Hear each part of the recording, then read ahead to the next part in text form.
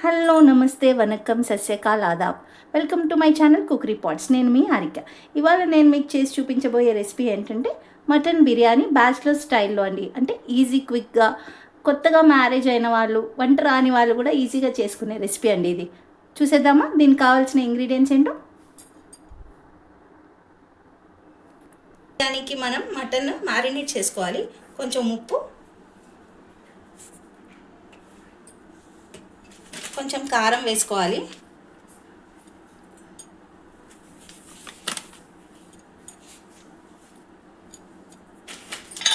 కొంచెం ధనియా powder,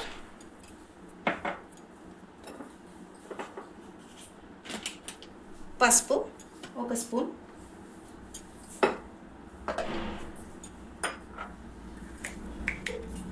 garam masala 1/2 spoon,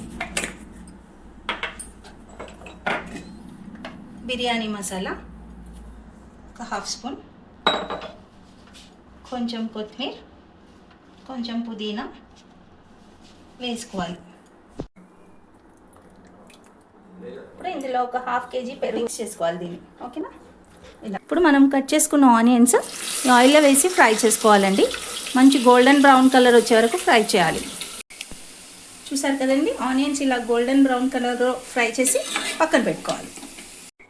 ఇప్పుడు మనము ఈ మ్యారినేట్ చేసుకున్న మటన్ని ఆయిల్లో వేసేయాలండి. ఆనియన్స్ ఫ్రై చేసుకున్నాం కదా, ఆయిల్ ఇందులో వేసేసుకోవాలి.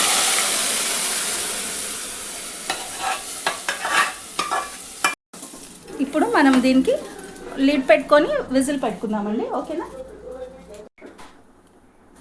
ఇప్పుడు చూసారు కదండి, కుక్కర్ విజిల్ అయిపోయింది. ఇప్పుడు మనం ఈ కుక్కర్ని పక్కన పెట్టేసుకొని దీని మీద రైస్ పెట్టేసుకోవాలి. రైస్ పెట్టుకోవాలండి. నేను 1/2 kg మటన్కి 1/2 kg రైస్ తీసుకున్నాను. ఒక 1/2 గ్లాస్ కానీ 1 గ్లాస్ కానీ మీరు ఎక్స్ట్రా వేసుకోవచ్చు. స్టవ్ ఆన్ చేసుకొని ఇప్పుడు ఇందులో సాల్ట్ వేసుకోవాలి. మనం కొంచెం సాల్ట్ వేసుకోవాలి.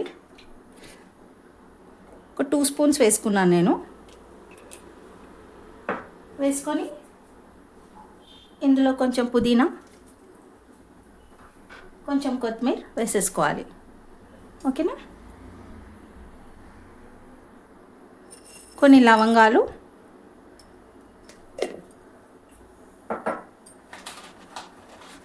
కొంచెం పట్ట, ఇట్లా మీ దగ్గర ఉన్న ఇంగ్రీడియంట్స్ ఏమైనా వేసుకోవచ్చండి. ఓకేనా? ఇప్పుడు ఇందులో చితక్కొట్టి పెట్టుకున్న ఒక 4 ఇలాచీలు పౌడర్ వేసుకుంటున్నానండి. మీకు ఒక చిన్న టిప్ చెప్తాను. ఏంటంటే కొంతమంది ఇలాచీలు అలాగే వేసేస్తారు. అలా వేయడం వల్ల ఏం యూజ్ ఉండదండి. ఎందుకంటే ఆ లోపల సీడ్స్ చితక్కొడితేనే దాని ఫ్లేవర్ అనేది బయటకు వస్తుంది. కాబట్టి మీరు ఎప్పుడైనా ఇలాచీ యూజ్ చేసేటప్పుడు చితక్కొట్టే వేసుకోవాలి. ఓకేనా? అప్పుడే దాని ఫ్లేవర్ అన్నీ మన రెసిపీస్కి పడుతుందన్నమాట. ఓకేనా? ఇప్పుడు ఈ రైస్ని కచ్చపచ్చగా 70% వరకు కుక్ అయ్యే వరకు బాయిల్ చేసుకోవాలి. చూసారు కదండి, ఇప్పుడు రైస్ అనేది 70% కుక్ అయిపోయింది. ఇప్పుడు మనం దీన్ని స్ట్రెయిన్ చేసి పెట్టుకుందాము, వాటర్ లేకుండా. ఇప్పుడు మనం ఈ బాయిల్ చేసి పెట్టుకున్న మటన్ ఉంది కదండి, ఇది మనం గిన్నెలోకి పోసేసుకోవాలి.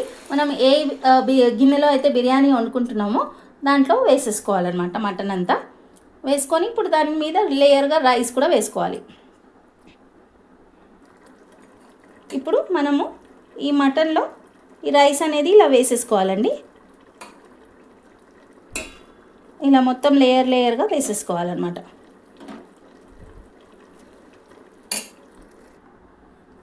ఇప్పుడు రైస్ ఇలా వేసేసుకున్నాక ఇట్లా ఆనియన్స్ దీనిపై నుంచి ఇలా స్ప్రింకిల్ చేసుకోవాలి.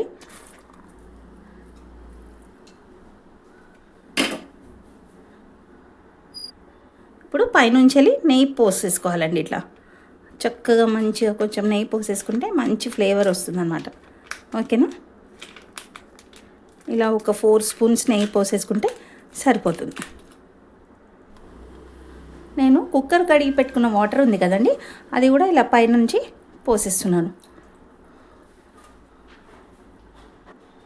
ఇప్పుడు కొంచెం పుదీనాతో ఇలా గార్నిష్ చేసుకోవాలి, జస్ట్ ఫ్లేవర్ కోసం. ఇప్పుడు స్టవ్ ఆన్ చేసుకొని ఇలా మూత పెట్టేసి దాని మీద ఏదైనా బరువు పెట్టేయాలండి. నేను కుక్కర్ పెట్టేశాను. ఇలా బరువు పెట్టేసి దమ్కి పెట్టేయాలన్నమాట.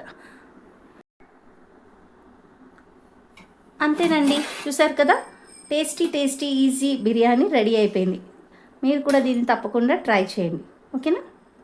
ఇప్పుడు మనం దీన్ని సర్వింగ్ ప్లేట్లోకి సర్వ్ చేసుకుందాం. ఈ స్టైల్లో కనుక మీరు బిర్యానీ ట్రై చేశారనుకో ఖచ్చితంగా మీకు సెట్ అవుతుందండి. ఎందుకంటే ఇది చాలా ఈజీ అని దీన్ని మీరు తప్పకుండా ఈజీగా ట్రై చేయొచ్చు. ఓకేనా?